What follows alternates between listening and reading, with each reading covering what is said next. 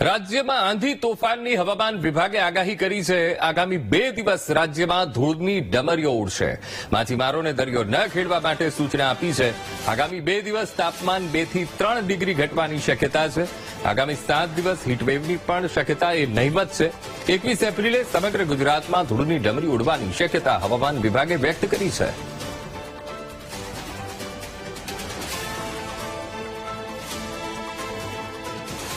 Ranging winds की भी संभावना है, खास करके कच्छ में और सौराष्ट्र में, और डे 2 में थोड़ा सा साउथ गुजरात रीजन तक एक्सटेंड करेगा हिमगाती हवाएं।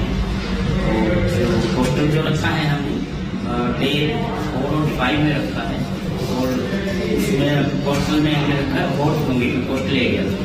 और विंड्स का जो बात है, आज नॉर्थ गुजरात कोस्ट में 20 से 25 नॉट, वेस्टर्न टू 30 नॉट की विंड्स रखी है। बड़ी स्ट्रॉन्ग विंड रहेगी सी एरिया फिशर विंड के लिए। और साउथ गुजरात रीजन के जो कोस्ट है, साउथ गुजरात कोस्ट, उसमें नॉर्मली है 15 से 20 नॉट। जो हवा की दिशाएं हैं वो कोस्टल में साउथ वेस्टर्ली से वेस्टर्ली डायरेक्शन से दी गई है, और इंटीरियर में भी साउथ वेस्टर्ली से वेस्टर्ली डायरेक्शन रहेगी।